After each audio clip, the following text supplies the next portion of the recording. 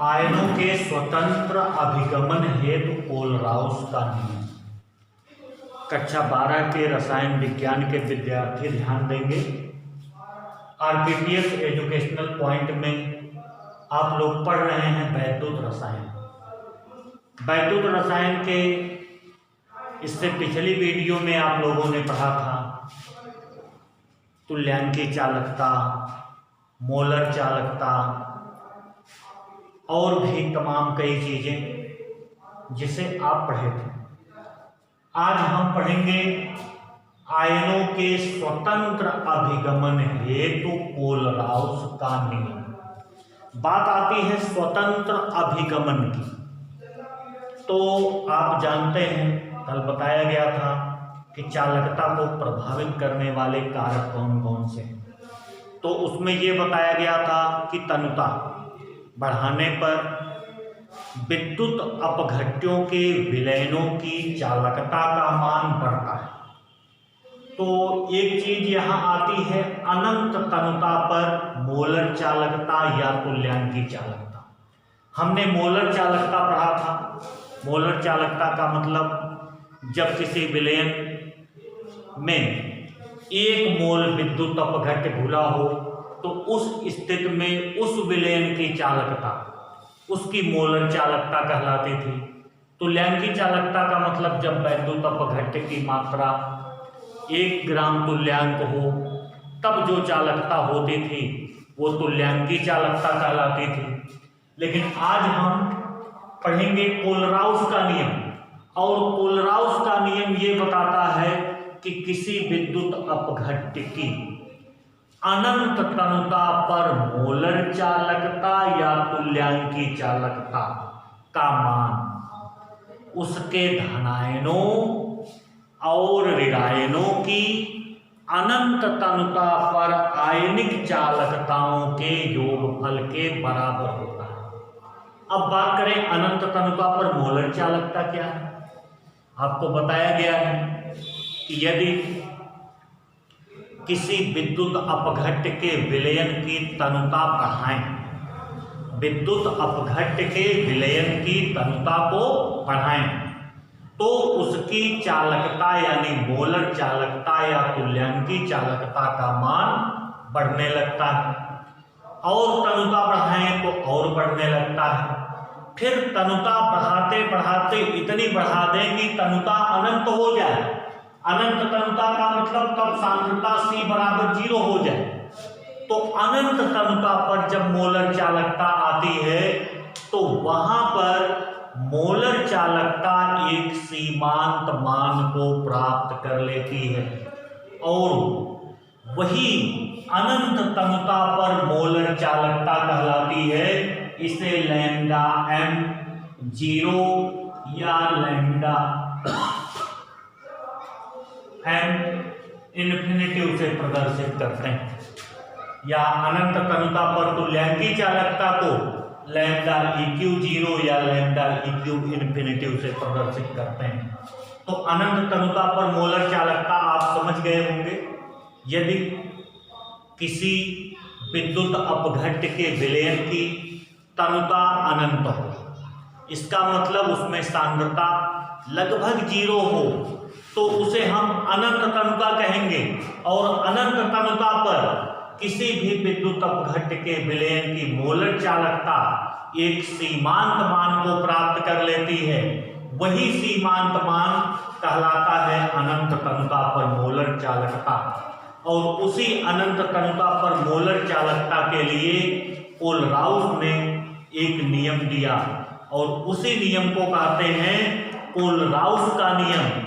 इस नियम के अनुसार किसी विद्युत अपघट्य की अनंत तनुता पर मोलर चालकता उसकी धनायनों और ऋणायनों की अनंत तनुता पर आयनिक चालकताओं के योगफल के बराबर होती है, अर्थात lambda m infinitive equal to lambda m infinitive का मतलब होता है अनंत तनुता पर मोलर चालकता equal to lambda m positive infinitive plus lambda m negative infinitive, यानी अनंत तनुता पर मोलर चालकता बराबर अनंत तनुता पर धनायनों की चालकता प्लस अनंत तनुता पर ऋणायनों की चालकता, यानी दोनों के योगफल को हम कोलराउस का नियम कहते हैं। अगर हम इस पर कोई उदाहरण लें तो जैसे हमें प्रदर्शित करना है, मान लीजिए आपको विद्युत अपघट्य दिया गया है CH3COOH, यानी अनंत तनुता पर एसिटिक अम्ल की तुल्यांकी चालकता या मोलर चालकता यहाँ हम कर दें लैम्डा m इन्फिनिटिव CH3COOH, तो इसके बराबर हो जाएगा lambda m infinitive H positive plus lambda m infinitive CH3COO negative. ये देखिए अनंत तनुता पर एसिटिक अम्ल की मोलर चालकता बराबर हो गया। एसिटिक अम्ल का वियोजन किस प्रकार होता है? इसका वियोजन होता है, ये बनाता है H positive plus CH3COO negative. तो धनायन और ऋणायन दोनों की अनंत तनुता पर मोलर चालकता या तुल्यांकी चालकता के योगफल के बराबर होती है। और हम कोई उदाहरण ले लें, अन्य कोई उदाहरण लेंगे तो उसमें भी हम इसी तरह से दिखा सकते हैं। जैसे मान लीजिए हम ले लिए BaCl2 lambda m infinitive BaCl2 equal to, तो ये क्या हो जाएगा, ये Ba डबल पॉजिटिव और ये 2Cl नेगेटिव बनाएगा, ये Ba डबल पॉजिटिव बनाएगा और ये बनाएगा 2Cl नेगेटिव। तो यहाँ पे हो जाएगा lambda m infinitive Ba double positive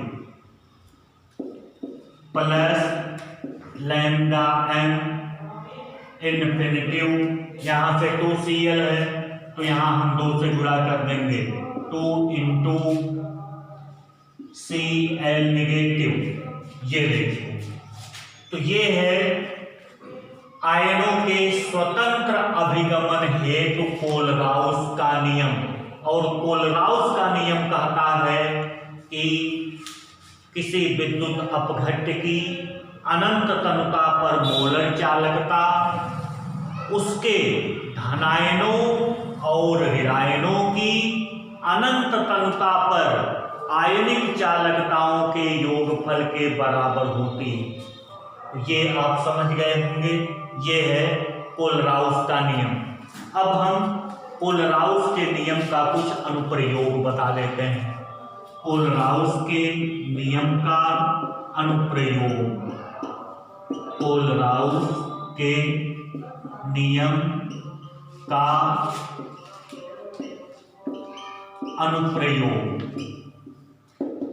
इसका जो मुख्य अनुप्रयोग है वो ये है कि दुर्बल विद्युत अपघट्य की अनंत तनुता पर तुल्यांकी चालकता या मोलर चालकता ज्ञात की जाती है। इस नियम की सहायता से दुर्बल विद्युत अपघट्य की अनंत तनुता पर मोलर चालकता या तुल्यांकी चालकता ज्ञात कर सकते हैं।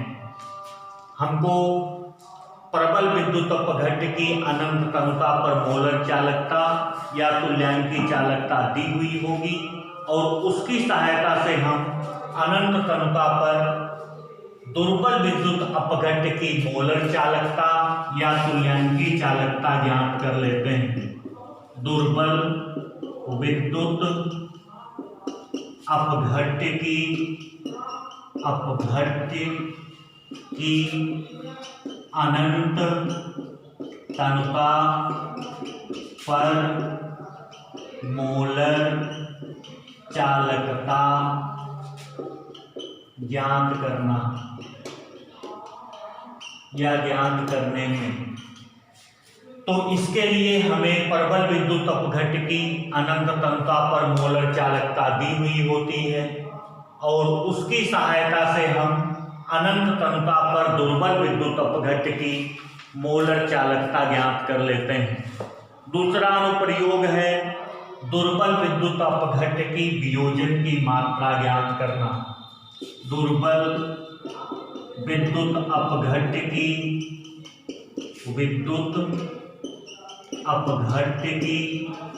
वियोजन की मात्रा ज्ञात करना।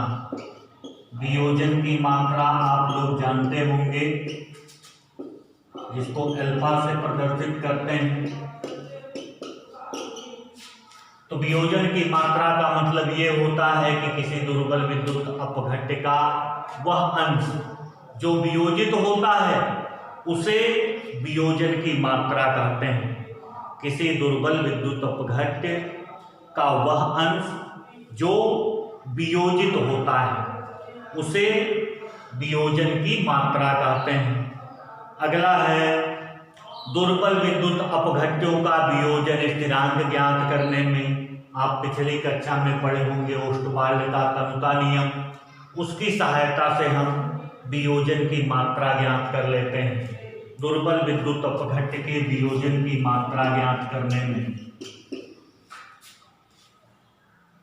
दुर्बल विद्युत अपघट्य का वियोजन स्थिरांक ज्ञात करने में। तो ये है कोलराउस के नियम का अनुप्रयोग। अभी इस पर हम एक एग्जाम्पल आप लोगों को बता देते हैं और आप लोग आसानी से जान जाएंगे कि किस तरह से कोलराउस के नियम का अनुप्रयोग किया जाता है। एक आंकिक प्रश्न, इसके बाद हम आपको बता रहे हैं।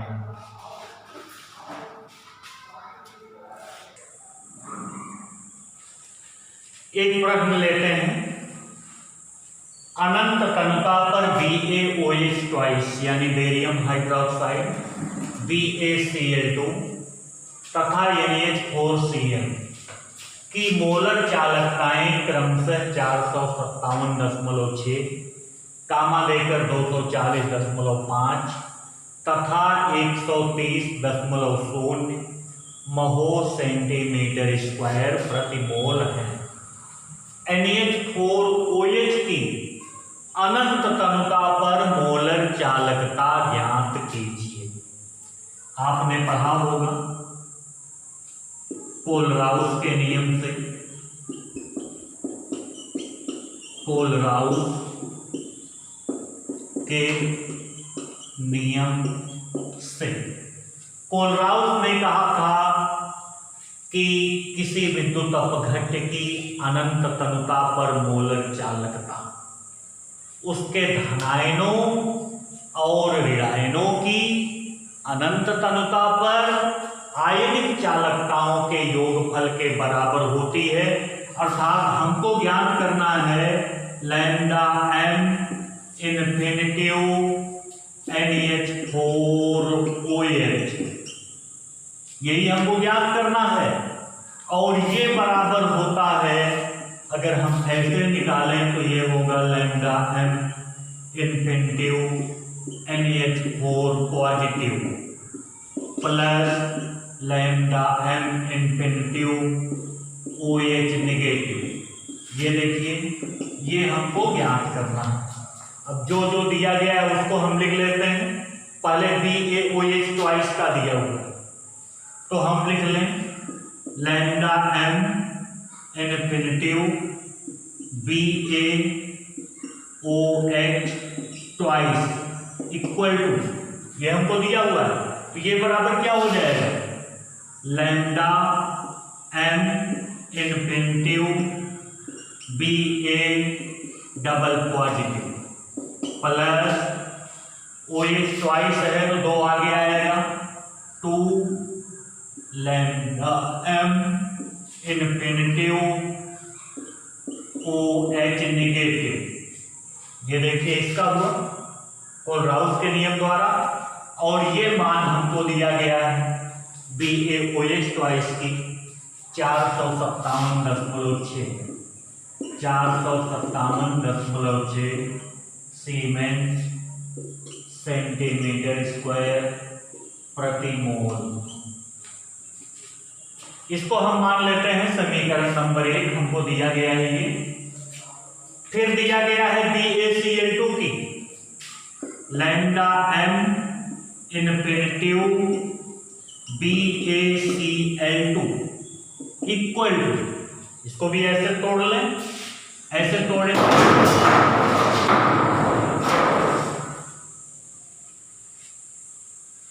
ऐसे जब इसको तोड़ेंगे तो ये हो जाएगा lambda m infinitive Ba double positive plus lambda m, यहां पे देखिए 2Cl है तो 2 से गुणा कर देंगे 2 lambda m infinitive Cl negative. इसका मान हमको दिया गया है 240.5 सीमेंस सेंटीमीटर स्क्वायर प्रति मोल। ये समीकरण नंबर 2। और एक चीज और दिया हुआ है NH4Cl की, तो lambda m infinitive NH4Cl equal, चलिए इसको भी वैसे ही तोड़ते हैं तो ये हो जाएगा lambda m infinitive NH4 positive plus lambda m infinitive Cl negative, और इसका मान हमको दिया गया है 130.0 सीमेंस सेंटीमीटर स्क्वायर प्रति मोल। ये समीकरण नंबर 3। अब हमें इन्हीं समीकरण 1, 2 और 3 को देखना है और कुछ ऐसा करना है, जोड़ना या घटाना है कि जोड़ने या घटाने पर या कुछ करने पर ये चीज प्राप्त हो जाए, ऊपर वाला समीकरण 1 प्राप्त हो जाए। ऐसा कुछ कर देना है समीकरण 1, 2 और 3 से, चाहे जोड़ के या घटा के या समान संख्या से गुणा करके, कि ऊपर वाली चीज जो हमको ज्ञात करना है वो प्राप्त हो जाए। तो यहां देखिए समीकरण नंबर 3 में NH4 पॉजिटिव है और इसमें OH निगेटिव है। समीकरण नंबर 1 में OH निगेटिव, लेकिन यहां तो OH निगेटिव है। तो हम ऐसा करते हैं, समीकरण नंबर 3 में 2 से गुणा करके उसमें समीकरण नंबर 1 को जोड़ देते हैं और समीकरण नंबर 2 को घटा देते हैं। यहां देखिए समीकरण 3 में 2 से गुणा करके समीकरण 1 में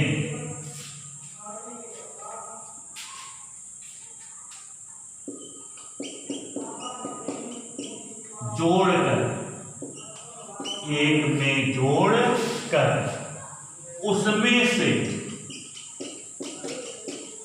समीकरण 2 को घटाने पर, यहां ध्यान दीजिएगा, समीकरण 3 में 2 से गुणा करके समीकरण 1 में जोड़ दें और उसमें से समीकरण 2 को घटा दें। तो ये है समीकरण नंबर 3। 3 में 2 से गुणा करेंगे तो हो जाएगा 2,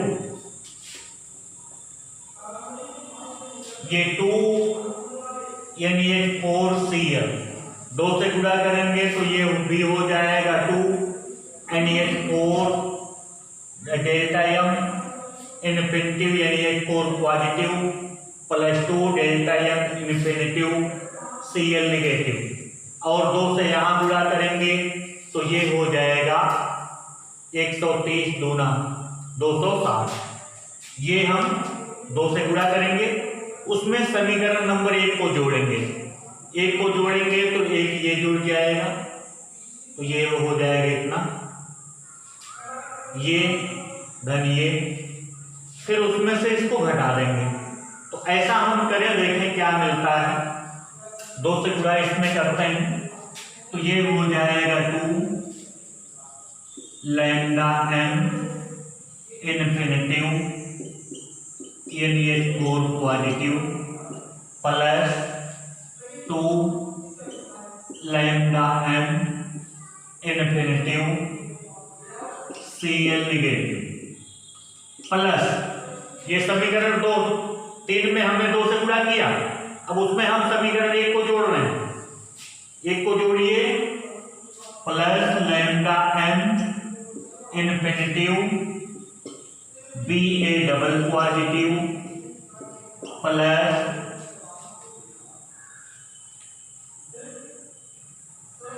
2 lambda M infinitive OH negative. हमने समीकरण 3 में 2 से गुणा किया और उसमें समीकरण 1 को जोड़ा। अब उसमें से हम समीकरण 2 को घटाएंगे, minus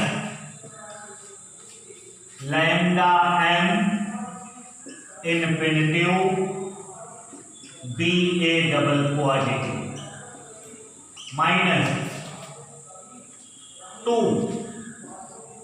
lambda M infinitive Cl negative. यहां देखिए हमने घटा दिया, बराबर वही काम हम इसमें भी करेंगे। 130 में 2 से गुणा तो ये हो जाएगा 130 गुणे 2 प्लस 457.6 माइनस 240.5। अब आप ध्यान से देखिए, 2 lambda M infinitive Cl negative यहां पे है प्लस में, और यहां 2 lambda M infinitive Cl negative minus में, कैंसिल। इसी प्रकार lambda M infinitive Ba double positive ये यहां पे है प्लस में, वही चीज यहां है माइनस में। अब देखिए हमको क्या मिला, हमको मिल गया 2 यहां और 2 यहां, 2 को कॉमन कर लेते हैं, 2 कॉमन करेंगे तो हमें मिलेगा lambda M infinitive NaH4 positive plus lambda M infinitive OH negative equal, इसको जोड़िए, ये 130 में 2 से गुणा करेंगे तो ये हो जाएगा 260.0। इसमें 457.6 जोड़ दीजिए, 457.6 जब जोड़ेंगे इसमें तो ये आएगा 6, यहाँ दशमलव, यहाँ 7, 6 5 11, 1 4 2 6 1 7। इन दोनों को हल करने पर आ गया 717.6, उसमें से 240.5 घटा दें, 240.5 घटाएं, 6 में से 5 जाएगा 1 दशमलव, 7 में से 0 घटाएंगे 7, यहाँ 11 में से 4 जाए 7, यहाँ पे बचा 6 में से 2 घटाएंगे 4। तो इधर का हमने जब पूरा हल किया तो ये आया 477.1, ये बराबर आ गया 477.1। ये देखिए 2 है। और इस चीज का मान समीकरण 1 से, या इसको हम समीकरण स्टार मान लें। ये देखिए इसको हम स्टार मान लेते हैं। समीकरण स्टार से आप देख रहे होंगे लैम्डा एम इन्फिनिटिव यानी एक 4 positive plus lambda M infinitive OH negative बराबर है लैम्डा एम इन्फिनिटिव यानी H4 OH। तो इसकी जगह पर हम लिख सकते हैं lambda M infinitive NH4 OH equal to 2 यहाँ उड़ा है, इधर ले जाएंगे तो भाग हो जाएगा। ये 477.1/2। इसी को हल कर लेंगे, अभी हमको मिल जाएगा हल पूरा। तो 2 से 2 दूनी 4, 2 3 6, 1 7 17, 2 8 16, 1 17, 11, 2 5 10, 1 11, फिर 2 5 10। यही हमको उत्तर मिल गया, यानी हमें मिला 238.55 सीमेंस सेंटीमीटर स्क्वायर प्रति मोल। तो इस तरह से हम कोलराउस पर आधारित दुर्बल विद्युत अपघट्य के आयनिक चालकता या मोलर चालकता ज्ञात करते हैं अनंत तनुता पर।